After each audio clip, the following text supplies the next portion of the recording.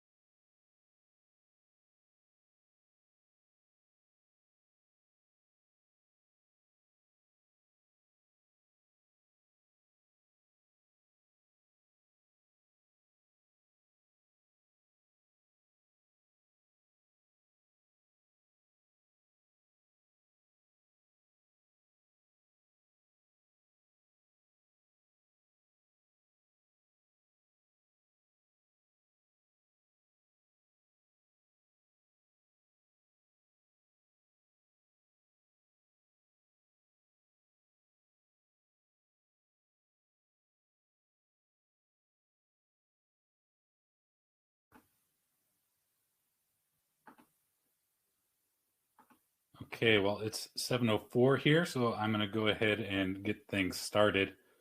So hello, everyone, and welcome, and thank you for joining us for this ADAPT conversation, where we'll try to answer the question, will a new presidential administration change Florida's climate future?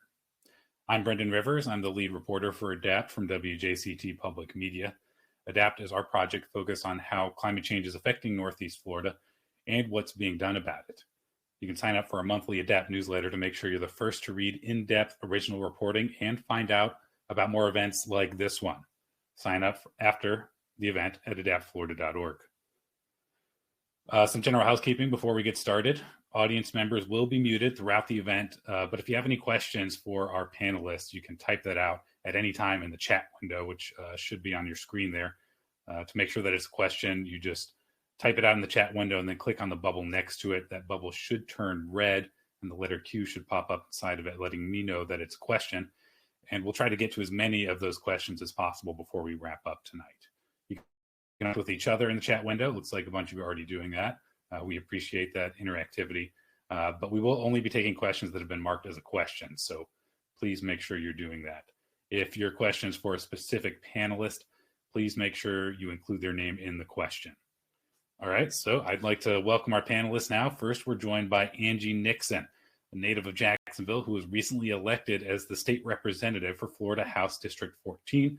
She currently serves as the Higher Education Campaign Director for the Florida Public Service Union, which represents nearly 20,000 public employees across the state. Representative Nixon has worked as a community organizer for the past decade, and she's the founder of the Moxie Group, a community outreach and social impact firm that aims to empower underserved and underrepresented communities.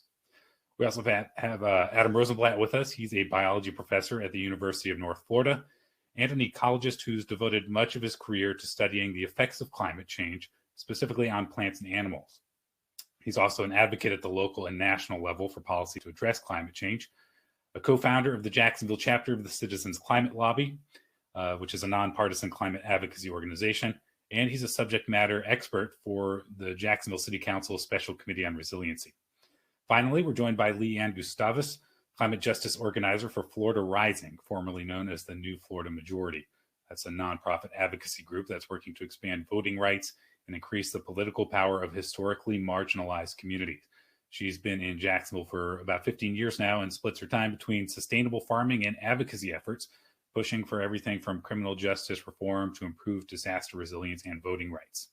And panelists, a note for you all, feel free to respond to each other's comments tonight and pose your own questions to each other. I want to be sure that this is as much as of an open discussion between the three of you as possible.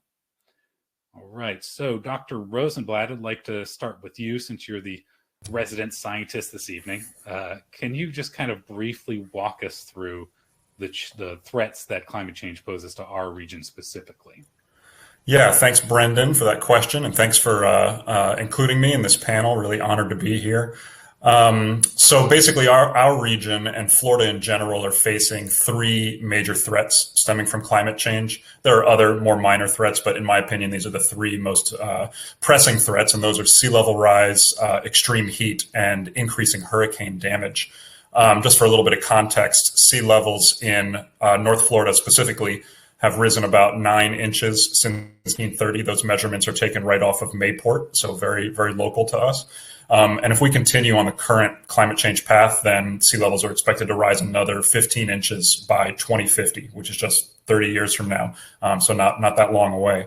When it comes to extreme heat, it's projected that extreme heat days are going to become more common by 2050, when we'll have to deal with about 46 days per year with a heat index above 105 degrees Fahrenheit, which is really, really hot. And historically, we've only experienced about 3 days per year where the heat index goes above 105. So that's a big shift again in just 30 years. And then lastly, future hurricanes are going to continue to intensify rapidly, as you've seen in the news, I'm sure, both in Florida and Texas and other parts of the Gulf Coast. Hurricanes are expected to reach category 4 and 5 more frequently. So we're talking about bigger storms almost every time there's a hurricane, and those hurricanes are expected to drop a lot more rainfall with each storm that passes by. So collectively, there's a lot of threats that we're facing in our region from climate change. Okay, and Representative Nixon, I think a lot of people might hear those kind of statistics that Dr. Rosenblatt was describing and think, a little bit hotter, no big deal, more rain, it's not going to impact me too much, but there is a human toll. So I was hoping you could kind of share with us what is that human toll? Who is being impacted by these things that Dr. Rosenblatt is describing? Right, definitely. So first of all, thank you all for having me. I am fresh off the road from Tallahassee. So glad to be here with you all tonight. And so in regards to the human toll, and I took notes on what the good doctor was saying. So he laid out three main points: sea level rise, extreme heat days, as well as increasing hurricane damage. And so while everyone is affected by climate change, the effects in disadvantaged communities, particularly in Black and Brown communities, is really exacerbated by the lack of resources.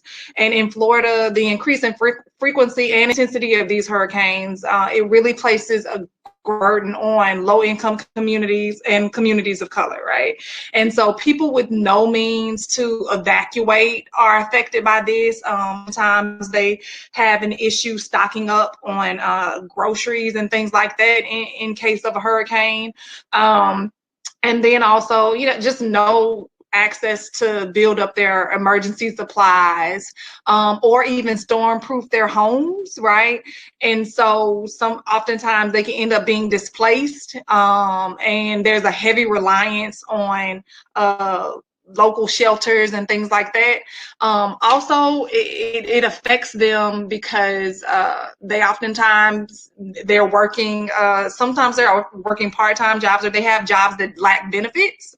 And those benefits, meaning things like time off, paid time off. And so that affects them, right? Like if we have days where we're evacuated or you can't go to work, and if you don't have a job that's going to pay you for those missed days, that's an issue. And that's really affecting folks in Black and Brown communities and low income communities. And to speak to the doctor's point in regards to just the increased intensity and heat and things like that, that has a really adverse impact on our health, right? Especially, again, in lower income communities. Lack of health insurance is an issue, right? We failed to expand Medicaid here in the state of Florida. So that would be exacerbated. So yeah, lack of access to quality health care, lack of optimum home cooling options. And these are things that are affecting my constituents every day. Like, we're getting calls in regards to the inability to pay JEA bills, right? Like, this summer was really crazy in regards to the heat wave and just the cost of the utilities. And so we were getting that, we were getting calls in regards to that and having to connect people to services to to help them pay their bills. And so those are some of the main things that can affect them. And then, like asthma, right? So like just a lot of African American communities I was talking with Leanne earlier, located near expressways and things like that, and it's high pollutants, right? And so that affects our, the water, the air quality, and so that causes asthma, and it exacerbates health issues. And so those are some of the issues that are affecting, that climate can affect us. Okay, and again, Mrs. Stavis, is kind of like trailing off of what Representative Nixon was saying there.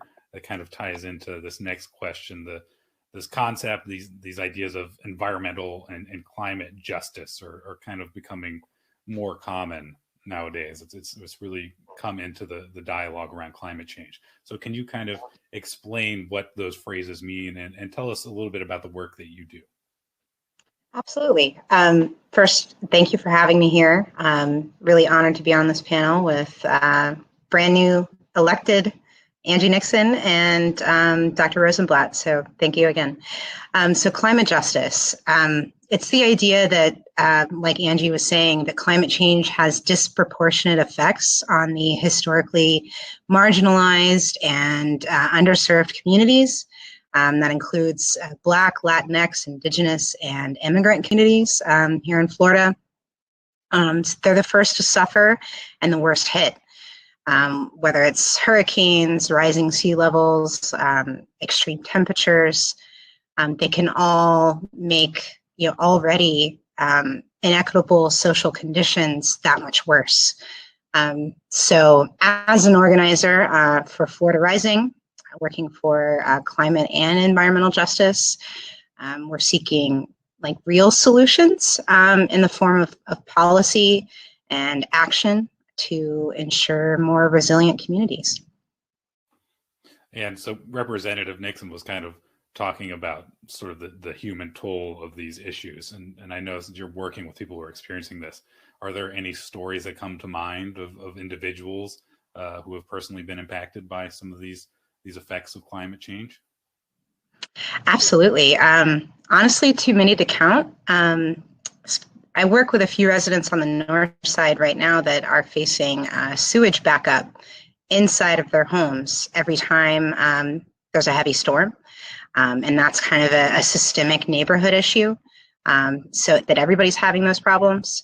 There are a lot of government housing complexes built on floodplains, near toxic sites, surrounded by highways, like Angie said, so exposed to air pollution, causing all kinds of health defects and, just actually decreasing life expectancies.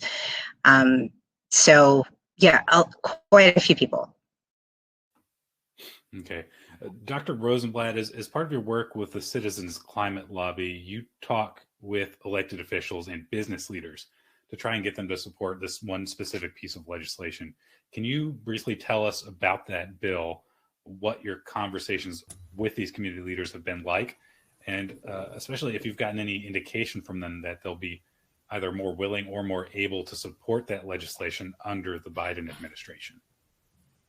Yeah, I'm happy to talk about that. I apologize. First of all, my internet connection's a little weak at the moment, so my video has turned off. Although maybe, there it goes. Okay, it's back on there. Hopefully that doesn't happen too frequently.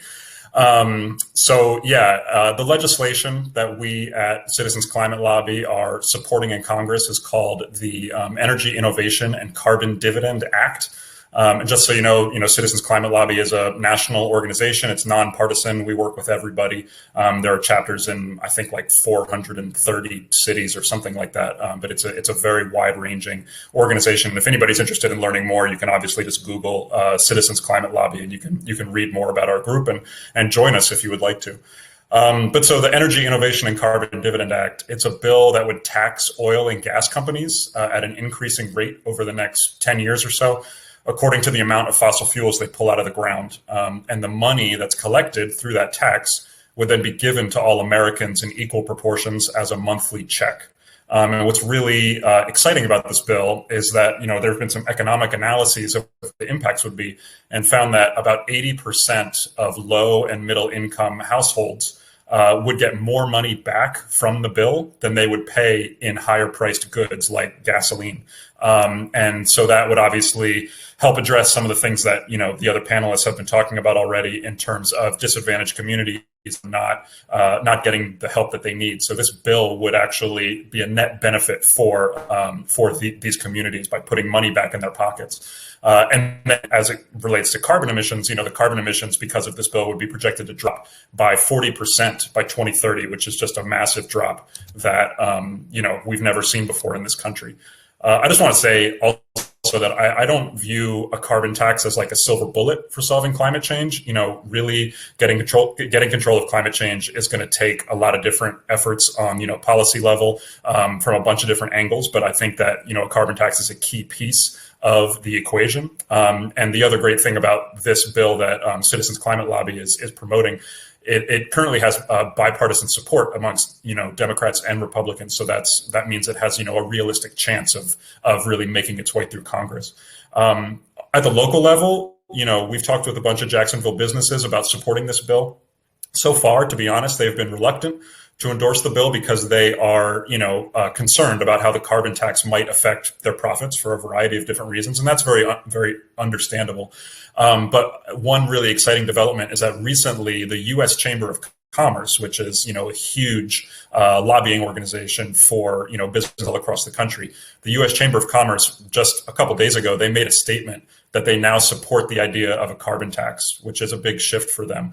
And we're hoping that statement will filter down to local Jacksonville businesses and that they'll change their stance as well. Now, I don't want to paint the chamber as like some altruistic organization. They are, they've embraced the idea of a carbon tax for, somewhat selfish reasons, which is that, they can see that the Biden administration is really serious about taking on climate change, and businesses in general would prefer to pay a tax than to have like new climate regulations or mandates put in place. So that's why they've embraced this. But it is an exciting development directly around this bill. And do you know if Biden himself supports the Energy Innovation and Carbon Dividend Act? Yeah, he hasn't said anything specific about this bill, but just a week ago during confirmation hearings for Janet Yellen, who is now the new Treasury Secretary, she said in her testimony to the Senate that she is supportive of carbon pricing and that the president is as well. And she said that was that there's no doubt about that. So the fact that both the Treasury Secretary and the president are behind carbon pricing as a concept, that's a really good sign that the bill has some legs and hopefully can move forward in the current legislative session. Okay, great, thank you. Representative Nixon, so you kind of told us a bit about your district and your constituents and some of the challenges that they're facing. What are you hearing from them in terms of what kind of solutions they're looking for? What kind of help do they want from you and your colleagues in the legislature and from the state or from local governments? For whomever, right. So I think Leanne really touched upon this point when she was saying she spoke with folks previously who were having sewage backup issues during hard rains and things like that. Look, consolidation, and there's been so much talk about just the broken promises that took place based on consolidation and the fact that the lack of infrastructure, the lack of putting money towards infrastructure, quality infrastructure within Black and Brown communities, particularly the Northwest Jacksonville, is an issue, right? And so failing to phase out septic tanks, right? And that's been an issue. And so that's something that can be addressed. I actually had a call, it's so funny because this seems like the week of environmental justice and climate justice because I've had so many meetings. I've had a meeting with JEA yesterday, a meeting with Leanne today, a meeting with the Sierra Club earlier. And so talking with JEA, they spoke, and I asked him specifically, what are you going to do about the septic tanks? Because we're tired of getting a runaround. And they were saying that they're going to have to finally, because no one, this is mind blowing. No one really went out and did the research on how many septic tanks there really are that really need to be phased out. Like, doesn't that seem like we would do that? Like, that's the first thing we would do. And there was always, oh, we're going to put this much money behind it. And what had happened was, like, they ran out of money. So it's like, come on now. So, I mean, common sense legislation should be put forth in regards to things like that. Also, having spoken with the Sierra Club earlier, I am a strong proponent of home rule. I just feel it's really crazy as the state sometimes tries to come in and dictate what local governments do. And so learned that last year a bill was passed as it relates to cutting canopies down, like trees and things like that, pruning them back, right? And so the doctor just spoke about how heat intensity is an issue, right? And it's really an issue in Black and brown communities because we are in urban areas, right? And so Representative Escamani, my colleague, who's a great colleague, has actually pushed back on a preemption bill that they passed last year that would allow tree pruning without, like, just because you wanted to do it, pretty much. And she pushed back on that, and she filed a bill this year as it relates to it, to ensure that we're not just cutting back trees just because we want to, right? To ensure that developers are allowing these trees here because that helps with cleaner air quality. So just right now, it seems like we're unfortunately on the defense. But those are some of the things that really need to happen as it relates to moving legislation and policy around environmental and climate justice. Yeah. And Ms. Gustavus, I kind of wanted to get a similar response from you. Is there anything else that you're hearing from the people that you work with, kind of more about the sort of solutions and help that they're looking for? Yeah, absolutely. I mean, people are looking for better access to food, clean air and water, safe and affordable housing. And like Angie said earlier, I mean, the utility costs this past summer were astronomical, and a lot of people, especially with the pandemic and possibly losing their job or losing hours, I mean, people have not been able to pay that. So affordable electricity, that's a huge one. And that with a disaster resilience kind of real plan in place to protect communities from, hurricanes, flooding, I mean, all of those things that really, affect the vulnerable communities the most. Okay.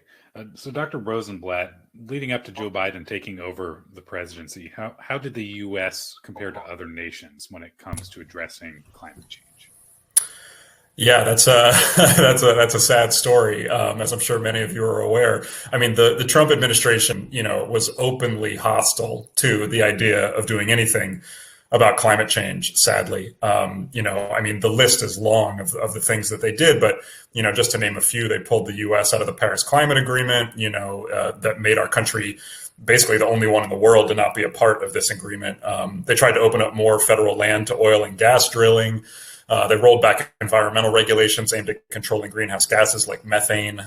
They weakened fuel efficiency standards for cars and trucks. I mean, if I'm being honest, I'd say the Trump administration made the job of addressing climate change harder in almost every possible way. And it was really, really quite staggering and difficult. But luckily, there's hope on the horizon. The Biden administration is quickly reversing course on all of these policies because they clearly take climate change much more seriously than the Trump administration did. But it remains that a lot of damage to our reputation as a country was done through the 4 years of the Trump administration, and our ability to lead by example on the international stage. It's going to take a lot of work to rebuild that. A lot of diplomatic efforts through the State Department and other means.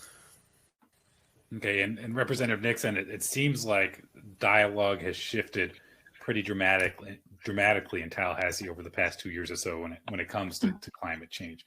So what do you think has caused that shift? And do you think we're going to see some significant progress on this issue in the upcoming legislative session?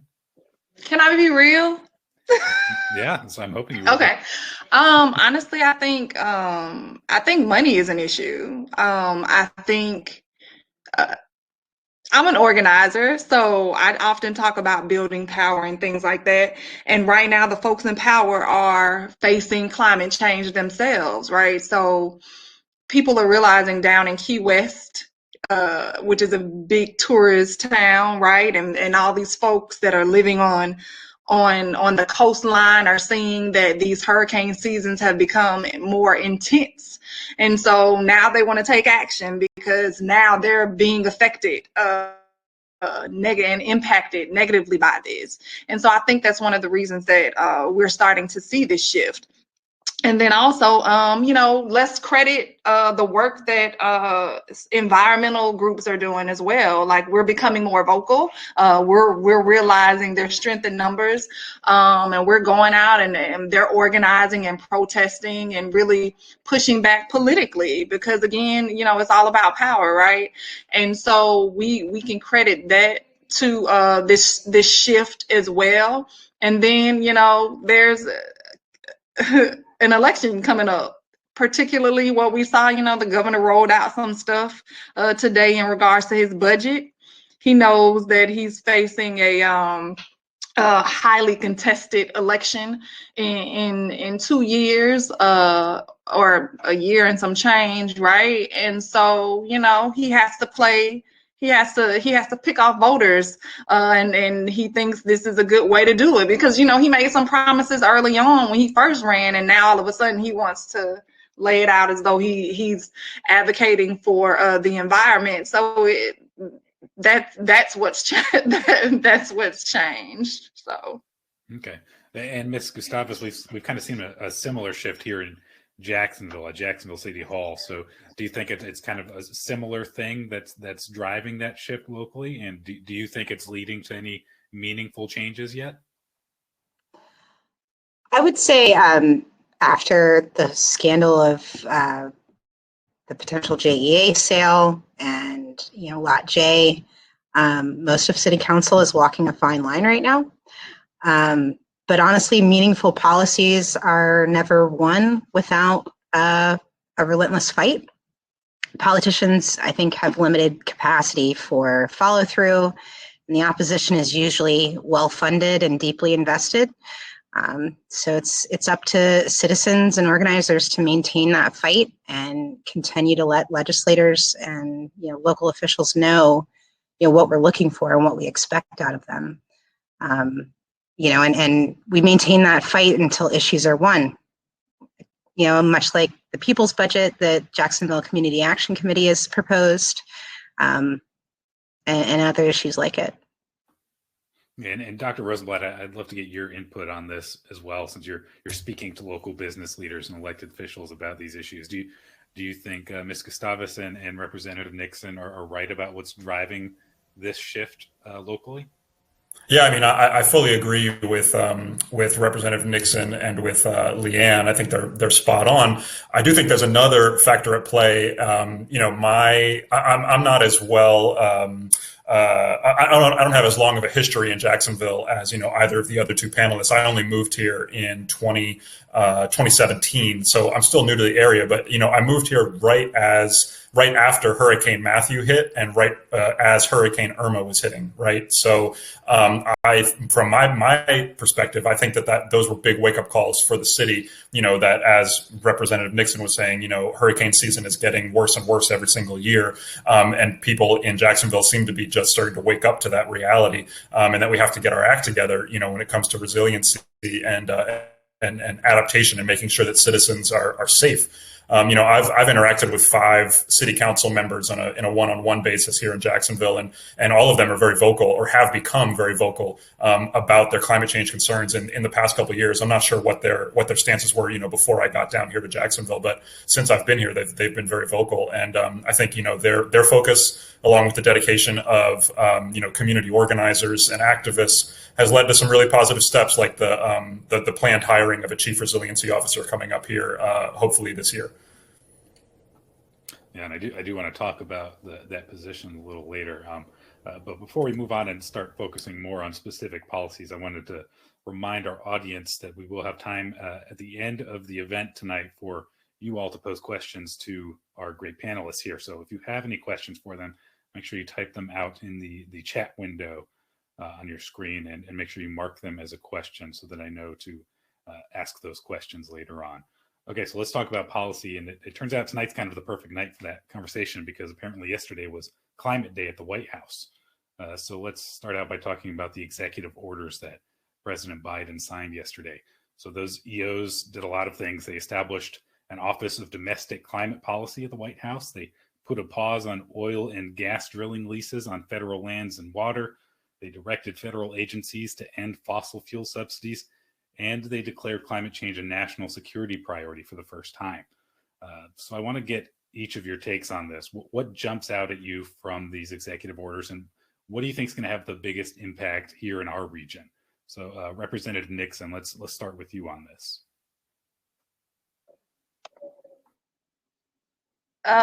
Skip me right now, Brendan. Go to Leanne. So I have to pull up my notes on that. Okay, all right, that's fine. Ms. Gustavus, how about you? What's your take? Oh, I think you're muted still. Hold on. So sorry. There you go. Can you hear me now? Yeah, I hear you now. Okay.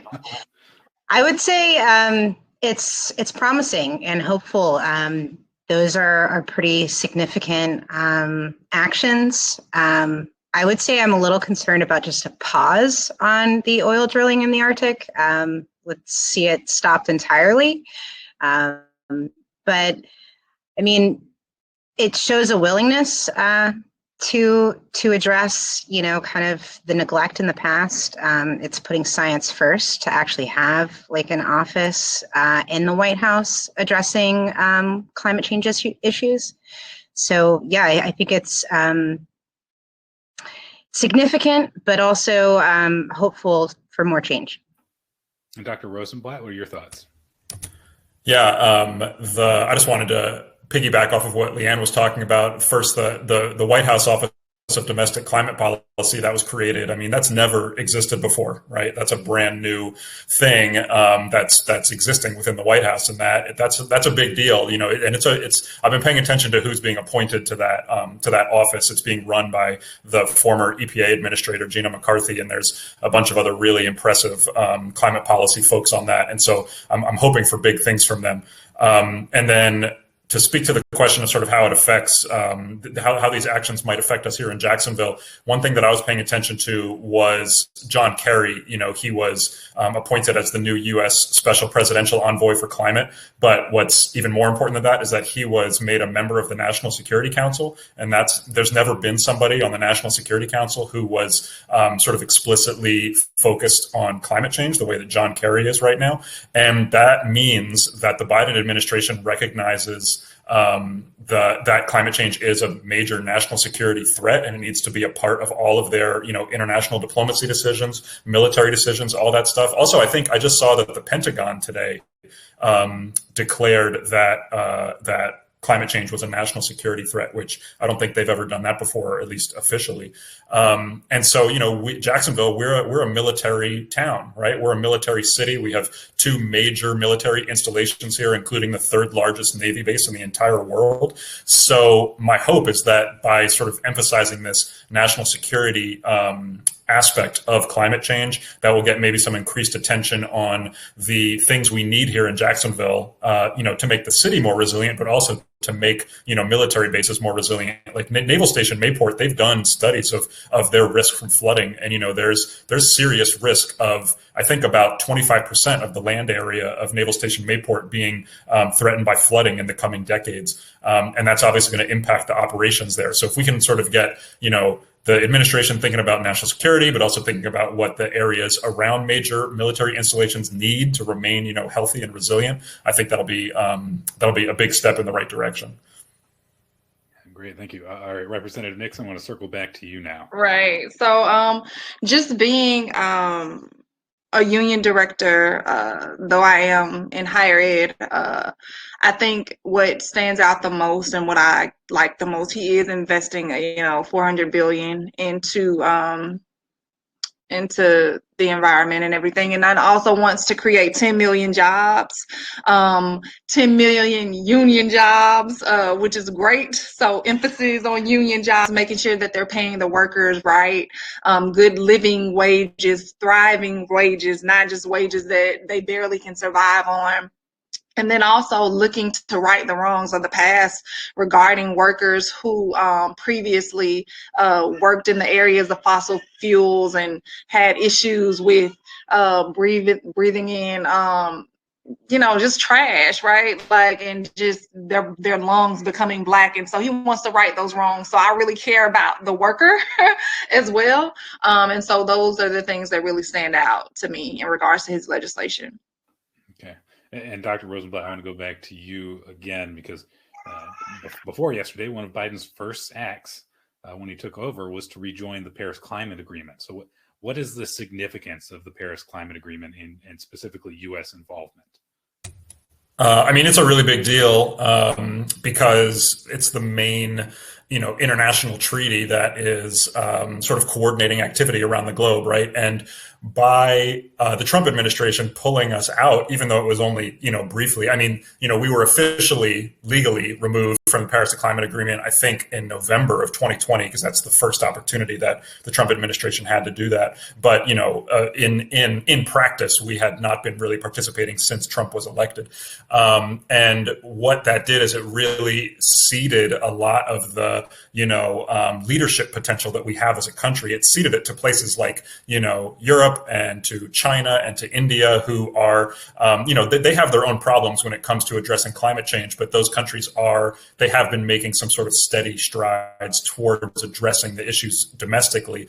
And by us not participating and sort of being in dialogue with them, we really, set ourselves back when it comes to competing, in terms of like renewable energy technologies. And, as Representative Nixon was saying, we want those clean energy jobs here in the U.S. We want those clean energy union jobs here because those are going to be, some of the best jobs in the world. And we don't want those jobs to be completely dominated by, China and India and Europe, right? We want those things here. So by us coming back into the agreement, hopefully we can sort of make the case for that and become more of a leader rather than a follower, or even worse, a country that does nothing. Okay, and Representative Nixon, I want to go back to you. So Joe Biden won the presidency in the November election, but Florida went for Trump, and he kind of famously called climate change a Chinese hoax. Also in the November election, the Sierra Club in Florida tallied 21 House wins, but 36 losses for candidates that were friendly to its causes, which include climate change. So Miami Democrat Jose Javier Rodriguez, who was really seen as a leader on the climate issue in Tallahassee, was one of those losing candidates. Do you think the leadership on this issue that we're now seeing at the federal level is going to translate down to the state and local level? Or do you think the election results that we saw in Florida are a better indicator of where the state is heading? So I think it will trickle down more so on the executive level in regards to the governor. So he may be able to, bully his way to get some things passed because, again, he's up for re-election. And as I stated earlier, he has come out with somewhat of an agenda in regards to addressing climate change and environmental justice in general. However, as it relates to just the legislative branch, right? I think that's something that we need to be worried about, and we need to ensure that you all continue, or that environmental justice organizers and climate warriors continue to organize and really push back and flex their muscles and make phone calls and send emails to these legislators to let them know that this is an issue, right? And then we kind of need to reach to folks who possibly hadn't been as active before, but again, like I stated earlier, are now going to be impacted. Some of those folks that are living on the coastlines, right, who oftentimes may not have necessarily been as engaged, right? Reaching out to them because they are in fact at risk, right? As well as those in low income communities. So I think there's a unique opportunity in which we can organize around this, and we can get some wins here on the environmental justice front. Okay, Ms. Gustavus, so at the state level, Senate Bill 484 and House Bill 1 have really gotten a lot of activists kind of up in arms. So that legislation would impose stricter penalties for protesters who engage in violence when you just kind of look at the language of the bills. So Governor DeSantis has said that's a top priority for him in the upcoming legislative session. And the House version passed its first subcommittee stop this week. And I know pre-pandemic, we were seeing a lot of nonviolent protests and marches focused on climate change. So are these bills something that you and other climate organizers are worried about? Absolutely. So I mentioned them before, but Jacksonville Community Action Committee is committed to this fight out of Jacksonville, amongst so many other organizations, including Jesse Jackson's Rainbow Push Coalition. So anyone with a cause to be won should be concerned about this. It's a narrowing of one of the very few channels that we have as citizens to raise awareness of our issues.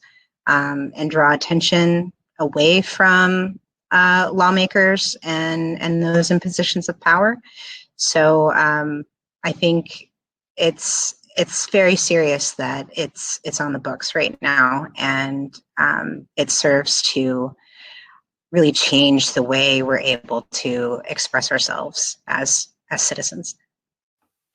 Okay, and moving on to Dr. Rosenblatt, can you tell me about the 30 by 30 plan and what role it plays in President Biden's climate policy, and how does Florida specifically fit into that conversation? Sure. If you haven't heard of it already, the 30 by 30 plan is really exciting to people like me who I'm an ecologist, but it's a plan to protect 30% of public lands and waters in the United States by the year 2030. Currently, about 12% of U.S. lands are protected, national parks, state parks, those kinds of things.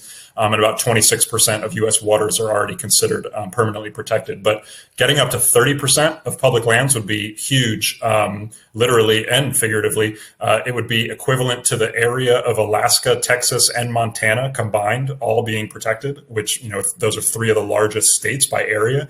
And it's important from a climate perspective because one of the best tools for fighting climate change really is just not destroying the landscape.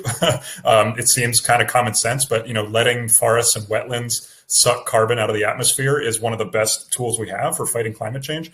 And again, as an ecologist, another major benefit of this plan is that it would help lots of plant and animal species avoid extinction because they need, space to grow their populations and thrive. And so that's important because, right now we're thought to be at the beginning of the sixth mass extinction, which is concerning on a number of levels. On the Florida front, the 30 by 30 plan is really important because, in Florida, we're basically a state that was built on the idea of almost limitless land development. That's kind of been our motto since the state joined the union. And all this development has taken a serious toll on the, resiliency of our cities and towns when it comes to things like, flood protection and heat waves.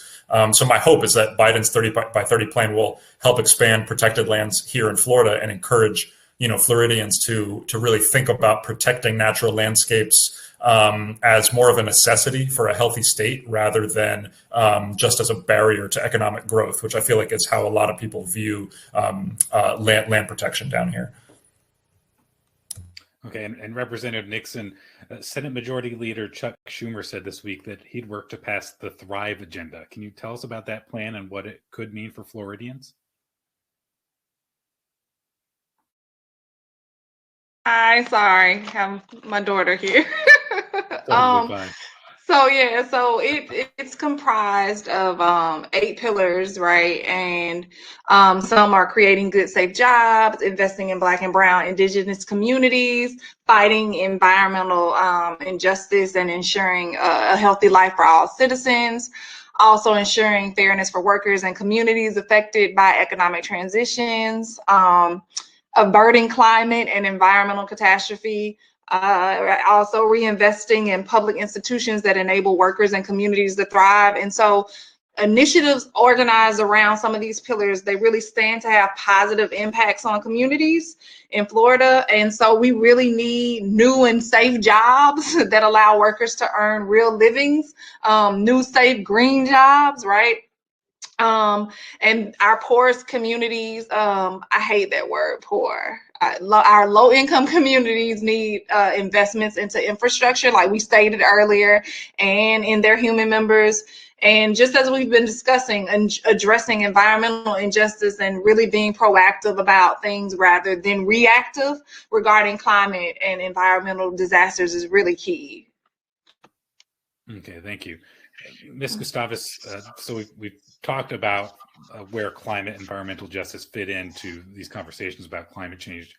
Do you think that justice side of things is going to play a major role in Biden's climate policies? And if so, do you think that is going to trickle down, kind of like the question we posed earlier? Is that focus on environmental and climate justice, is that going to trickle down to state and local governments?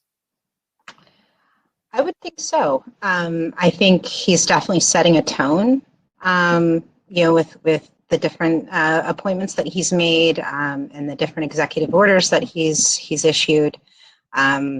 I would also say, given the state that we're in, it's kind of the bare minimum, but it's definitely a step in the right direction. So actions like, appointing Deb Haaland to Secretary of Interior, and the EPA appointment that he made, the environmentalist from North Carolina. I mean, those are very high-profile appointments, but we need more than just high-profile appointments. We're looking for sweeping, immediate action that actually matches the urgency the administration, describes as climate change as a major threat to national security. So moves such as ensuring aid where it's needed, making sure that there are community hubs in areas that that require them, for disaster resilience,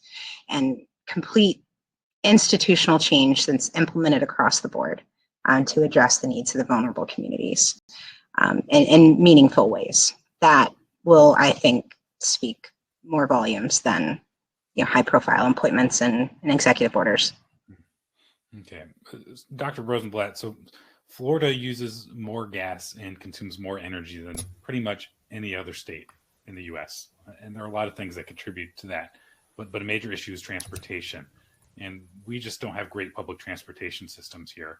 And most Floridians just have to drive to get pretty much anywhere. So what could Biden or local officials do to address that transportation issue? And do you expect any significant action in the next few years? Yeah, so to me, I mean, going back to what Representative Nixon said earlier, I think it all comes back to money and what people are willing to spend money on. I mean, the reason that we don't have great public transportation systems in this state is because, historically and through today, state and local, politicians they've made decisions not to invest in public transportation, which is a real shame. So we need to really make a commitment. And when I say we, I mean, politically, to investing in smarter transportation systems and not continuing to invest in these sort of outdated 20th century transportation options. I mean, one thing that I'm sure, many people who are watching this have heard about that's really distressing is that, the state government has approved and is planning to build 3 massive new toll roads on the western side of the state over the next 10 years. And from what I've read about it, these roads are going to cost around $26 billion. And yet they have really no clear purpose, as far as I can tell, other than, the stated goal is to hopefully boost rural economies. But most of the stakeholders, like the Department of Transportation and even local leaders in the rural parts of the state where the toll roads would be built, have said they don't really want the roads. So it's why are we spending $26 billion on these roads that nobody wants when we could be spending this money on, valuable public transportation systems?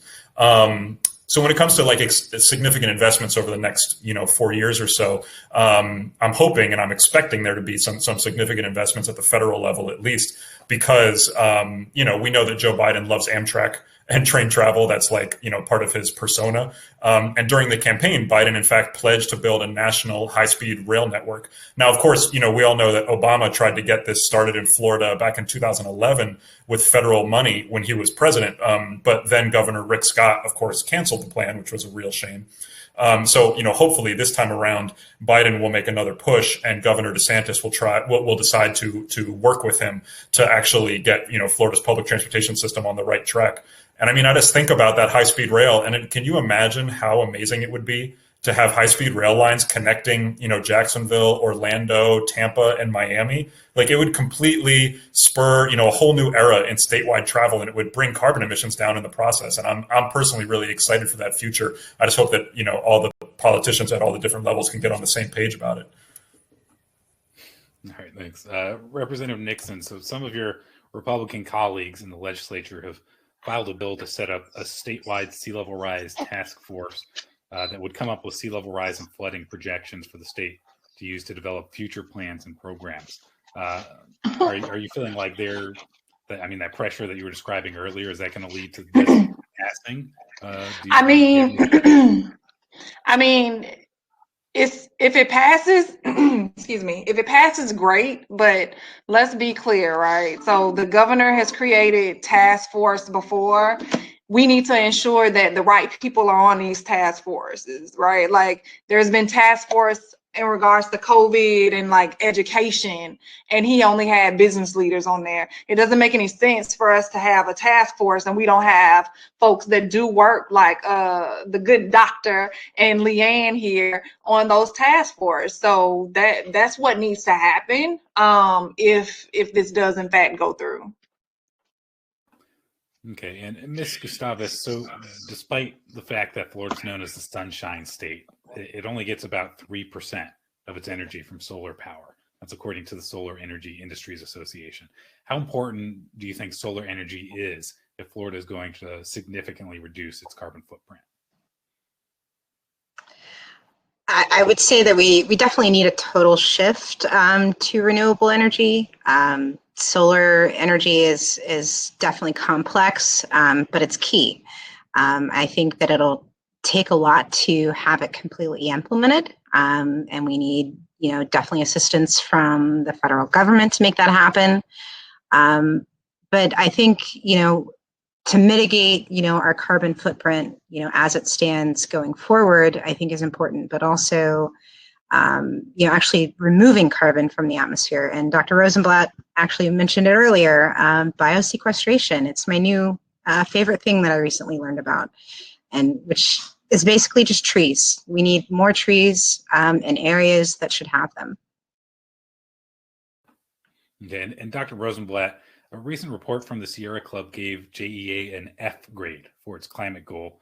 And GEA's website says that goal is to make 30% of the energy it provides carbon neutral by 2030.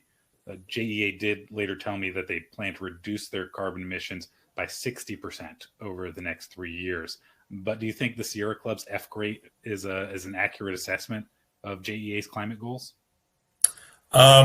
Yeah, I mean, that's a really interesting question. It's certainly an accurate assessment according to the Sierra Club's criteria.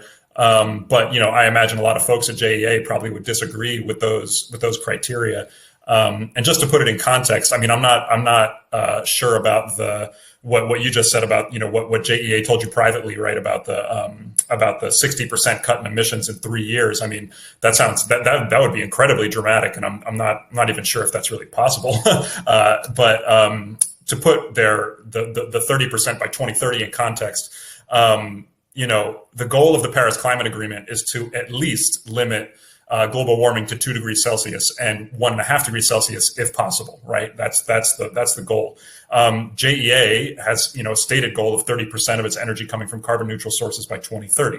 But according to, the Global Carbon Tracker, which is an organization that tracks, countries' commitments to different climate policies, To have a shot at limiting global warming to 2 degrees Celsius, our country's greenhouse gas emissions would have to drop by at least 45% by 2030, and they would have to drop by at least 70% by 2030 if we want to have a shot at limiting warming to 1.5 degrees. So, JEA's carbon neutral goals are clearly not in line with either of those options. So in that sense, yeah, JEA's ambition is not that impressive. Okay, and Representative Nixon, JEA did just hire a new CEO a few months ago. Have you seen or heard anything from him that makes you think JEA will increase its solar power generation or come up with more ambitious climate goals? Well, I actually had the opportunity to speak with, I think it's like the legislative director for JEA on yesterday, and he stated that he is interested.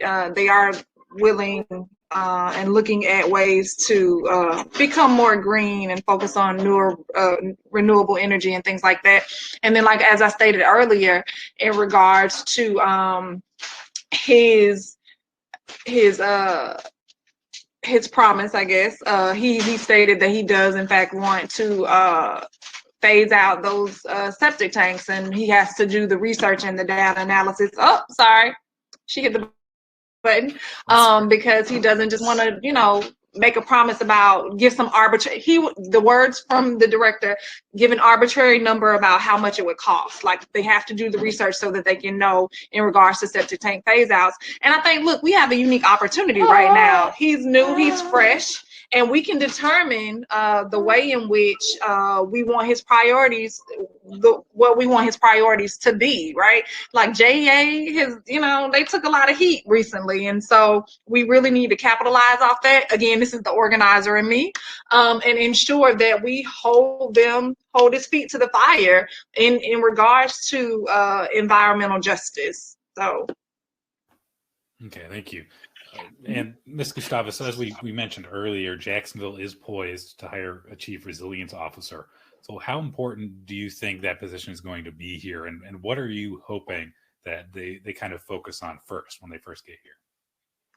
I think it's going to be wildly important, given the state that we're in right now. Climate change is growing increasingly chaotic and intense. And I'd like to see like community hubs with food pantries, with, extra chainsaws and tarps, to assist the community surrounding it, and real plans to make sure that, communities are assisted, immediately after the storm. There aren't, people waiting on power or power lines to get cleaned up on their street, weeks later. And education. I think education and helping the community prepare itself is key. So that's what I'd like to see. Okay, great. And so this recommendation came out of the city's resiliency committee, and Dr. Rosenblatt, you've been heavily involved with that. So you're scheduled to vote on subcommittee reports next month. So can you tell us about some of the proposals that the committee will be considering, and then what's next for the committee after that vote? Yeah, happy to. The Resiliency Committee, has put together a really impressive number of what we're calling observations for the City Council and for the future Chief Resiliency Officer to, consider as action items. And the work was broken down into a couple of different categories, like infrastructure or education or environmental planning. And I'm part of the environmental planning subcommittee specifically, so I can speak to that. And our observations focused on how, to better control damage from sea level rise, flooding, and extreme heat. And some of the main observations, there's dozens of them, but some of the main observations include a need to restore local waterways and shorelines to a more natural state, because that will help control flooding in just naturally. Also to conserve wetlands, because again, wetlands serve the same purpose of helping to control flooding and retain stormwater. And then also revising stormwater, the stormwater management plan, which I don't think has been revised in many years. That would be an important step. A big one is increasing the number of trees in the city. I know that Leanne was just talking about that as well, but they would serve a number of purposes. First, they would help pull carbon out of the atmosphere and actually, act as a carbon sink. The second thing is they slow the rate of rainwater and, it sort of pooling on the surface and causing flooding issues. They help suck up rainwater, and they also slow the rate of rainwater really hitting the ground just from, physically being trees. And as part of that, the committee has really been focused on environmental justice throughout all of these, observations. That we know that there is, stark disparities between low-income neighborhoods and, wealthy neighborhoods in Jacksonville. And we have been very clear in our observations that the city needs to prioritize low-income neighborhoods, and getting them to be more resilient in the face of all of these challenges that, we're facing as a city, but particularly low-income neighborhoods are going to be facing and bearing the brunt of, as Representative Nixon was saying earlier. And then the last one that I'm really that I really think is important is that the city needs to develop an emergency heat preparedness plan. We have a plan for like hurricane preparedness, but we don't have any plan for heat emergencies. And as I said at the very beginning of this whole thing, heat waves are going to become a much bigger problem in Jacksonville. We need to have a plan for dealing with that. And then you asked what's next for the committee. One of the observations that we made to City Council was that as the city, really ramps up its resiliency efforts, they should be regularly seeking input from and feedback from an advisory board that's made up of citizens that represent different groups within the city. And so I expect that many of the folks who served on the resiliency committee will also, transition into this advisory role as, these different legislative actions are taken up by the City Council. Okay, and I want to go to audience questions here in just a second, but before we do that, I did want to give our other panelists a chance to comment on the Resiliency Committee if they want to do so. So, Representative Nixon, is there anything you want to add about the Resiliency Committee before we move on? Y'all are good. All right, thanks. Ms. Gustavus, anything you want to add on that? Just that I'm excited to see it come to fruition. All right, great. Okay, so let's go to some audience questions here. All right, so let's see if I can remember how to broadcast this. All right, hopefully you guys can see that. Okay, so that's from Jeffrey Chamberlain. So this, I think, is probably directed towards you, Dr. Rosenblatt. How many utilities have supported a carbon tax? Do you know? That's a great question. The number of utilities that have supported a carbon tax is, I'm pretty sure, 0. I'm pretty sure the number is 0. And, it would make sense that utilities would not be endorsing a carbon tax because they're, not every utility, obviously there's differences between utilities in different parts of the country, but, a lot of utilities still rely a lot on natural gas. They still rely on coal in some cases, and those are carbon intensive fossil fuels. And so if this bill that Citizens Climate Lobby is promoting in Congress were to be passed, then that means that the costs for that natural gas and that coal would have to be paid by the utilities, and then the utilities would pass on those costs to the customers, right? But this is where the dividend of that bill comes in really importantly, because even though costs would rise for certain utilities for customers, that money would be paid back to people through this dividend process, right? All the taxes paid by the fossil fuel companies would come back to people as monthly checks. And the number is pretty large. I mean, the projection is that by 2030, if this bill were to go into effect, that the average household in America would be getting more than $4,000 a year back as part of these monthly checks, which is a significant chunk of money, and it would offset again the cost of those utility bills. Okay, great, thank you. And this is kind of a good follow-up to that. So let me get this up here, broadcast comment. Okay, so this is from Christina. So she asks, what role can JEA play in fighting climate change in the short term? And is there a simple climate action that people can push them on so that they can start coming up with better renewable energy practices? Ms. Gustavus, why don't we pose this one to you? Absolutely. There are different legislative things that are being pushed right now that would actually force your JEA and other municipalities to start pushing towards more renewable energies and have them on a forced timeline. So, pushing increasingly strict policies to really force them to do that, I think, is really what's being worked on right now. But as far as the simplest climate action to push them on, probably would be to get rid of coal and coal and power plants. I know they are phasing that out right now. It's much lower than it was a few years ago, but they are still getting, it's over 10% of their energy comes from coal still, I believe. Okay, so let's go on to the next question. So this one's from Lizzie, and this is specifically for Representative Nixon. So Lizzie says, the Green Party supports halting all new infrastructure, including a national ban on fracking. So she's wondering, Representative Nixon, if you will support Senator Gary Farmer's fracking ban bill to protect land, waters, and climate.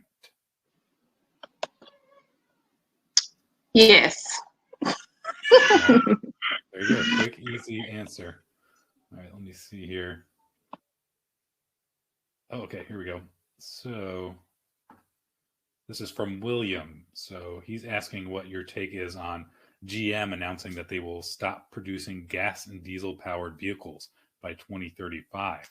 Dr. Rosenblatt, you want to take this one? Yeah, I saw that today. I was really excited to hear that they're the first, major auto manufacturer to make that kind of pledge. And my take is just that I think that the auto manufacturers see the writing on the wall. They've seen it since the Obama years, right? That the country and the world are going to be progressively moving towards cleaner fuels, towards renewable energy, and that people increasingly want electric vehicles and hybrid vehicles. And I think that GM is just getting out in front of this, this wave that's going to happen. I think that more of the auto manufacturers are going to make similar commitments over the coming years. But it's really nice to see, one of the biggest ones, really come out publicly and say that they're going to do this. I think it's a really positive step, and hopefully, again, it pushes, other companies to make similar commitments. Okay, and Dr. Roosevelt, let me stick with you to start out with this one. So this is from Vegan Jody. So I hadn't heard this actually. He's saying the United Nations is urging people to go to a plant-based diet to stop climate change. So can you maybe talk to us about how would a plant-based diet impact carbon emissions? Yeah, I know it's a great question. In general, having a plant-based diet is better from a climate change perspective. The main reason being that there are lots of animals, specifically cows, right, that are actually a huge source of greenhouse gases. They, because of the way that cow physiology works, the way their bodies work, they take in, food and they actually burp out methane because there's fermentation going on in their guts. And, it sounds kind of silly, right? You're like, well, how much methane can a cow burp out? But when you're talking about millions upon millions of cattle in this country and also in, Brazil and other major cattle producing nations, major beef producing nations, I mean, it's a massive amount of methane, right? So if a lot of people were to move towards more plant-based diets, then you'd see less demand for things like beef, and through just the laws of supply and demand, that would naturally lead to probably over time a decrease in the size of these commercial cattle herds.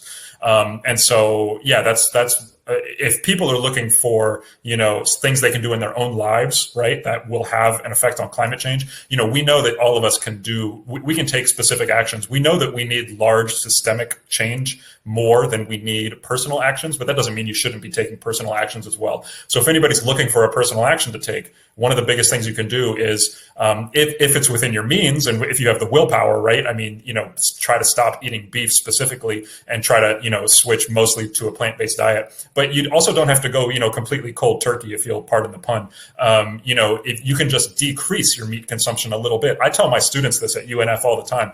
I'm like, if you want to have an impact, you don't have to completely give up beef, but you can just scale back, right? Like if you normally eat 2 hamburgers a week, try to eat 1 hamburger a week, right? And then suddenly you've decreased your climate impact when it comes to the food system by 50%, right? So, you don't have to take massive steps, but just taking small steps can be helpful as well. Okay, so this next question, this is from Tom. So he's asking, how does the St. Johns River play into this conversation about resilience and money for environmental issues and climate change? And how will the actions that Biden is taking affect the St. Johns River? So Representative Nixon, do you want to take this one?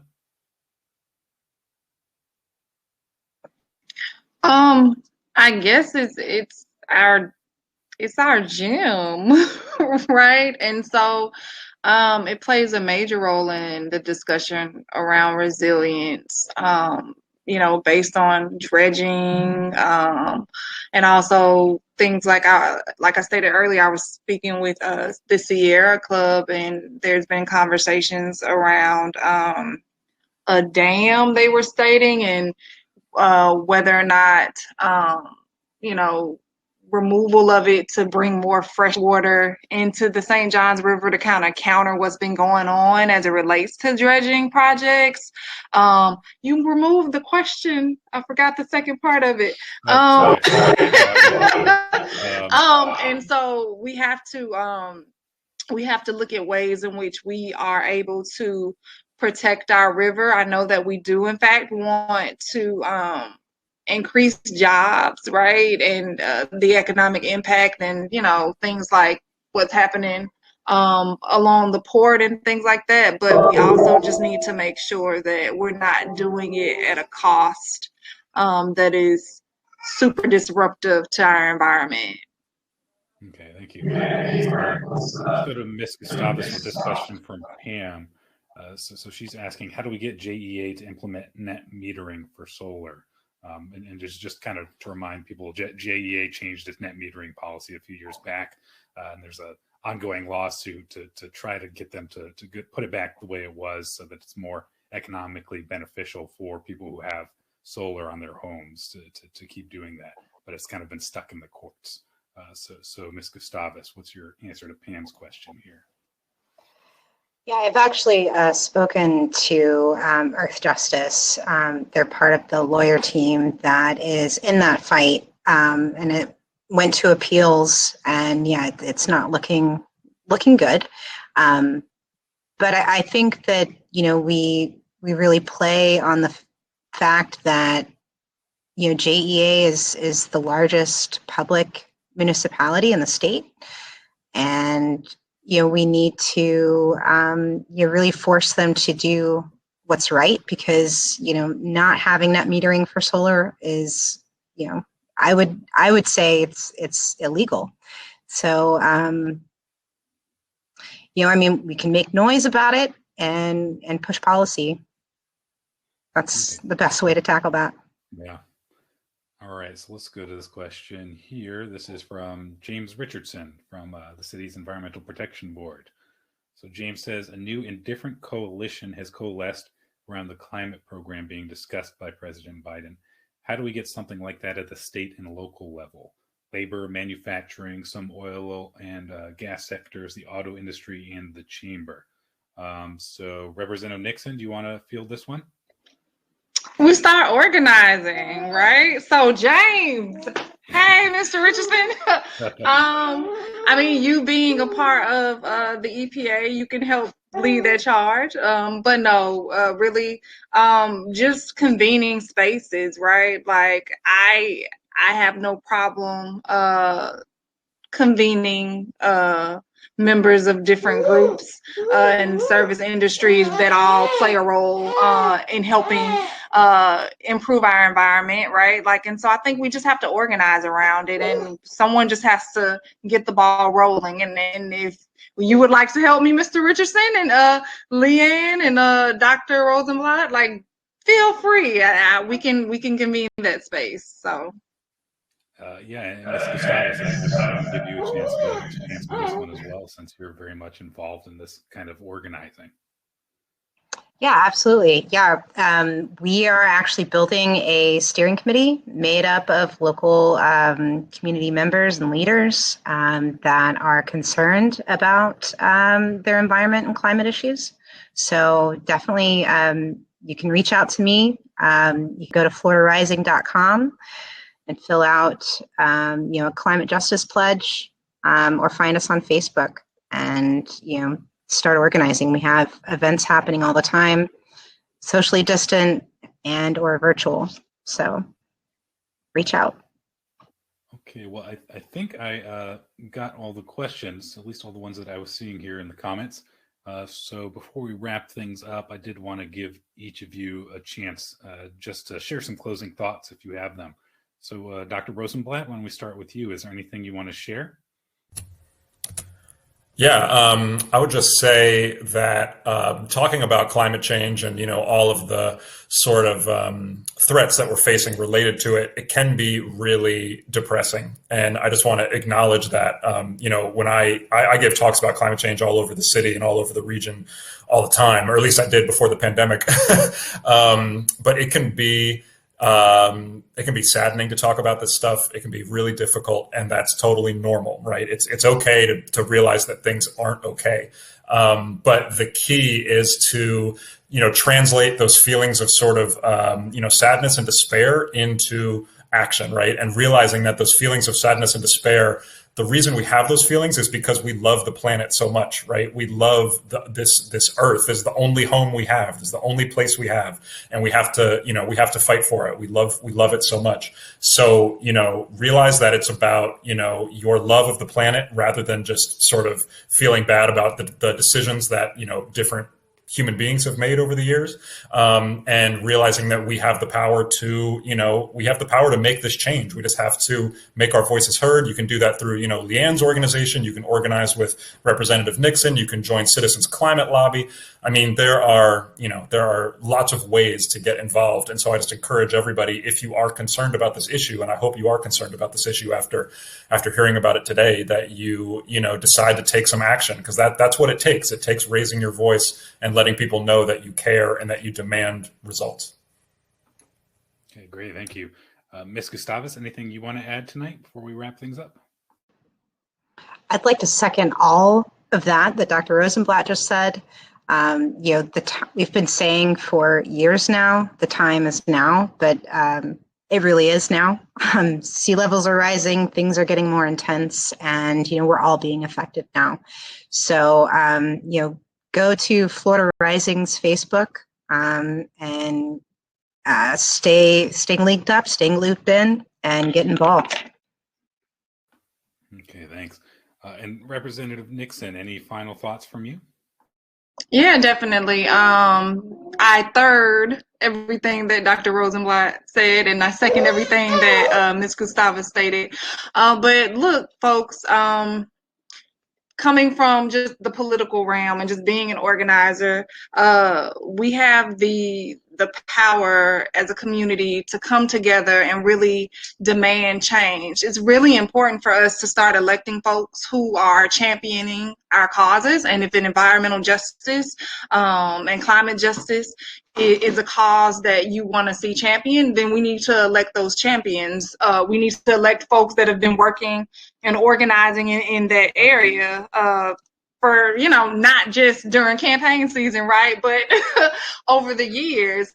And it's really interesting. It's so funny because a lot of the folks that have been meeting with me, and Leanne called me the people's representative earlier, like they were asking me about certain bills, and it makes no sense for me to kind of just try to come up with my own bills. I've been doing the work of working with organizations like Florida Rising and your New Florida Majorities and your Sierra Clubs. Of course I'll carry your bills. I've been doing this work and I care about you. So it's important, if we want to see change, right? If we want policies passed that really positively affect us, right? We need to elect individuals who've been working in that field or who have been advocates for that. And so I just want to leave that with everyone.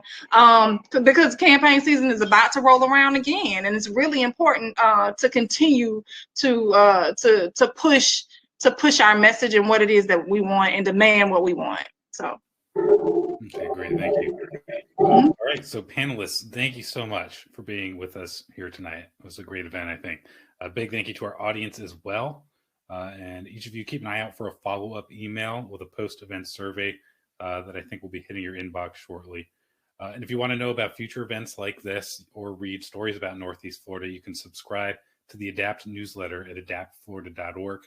Financial support for ADAPT comes from WJCT readers and listeners, with additional support from the Arthur Vining Davis Foundations and the 2040 Foundation. Thank you again to everyone involved in tonight's event, and thanks to our audience for joining us. Stay safe, everyone, and have a good night.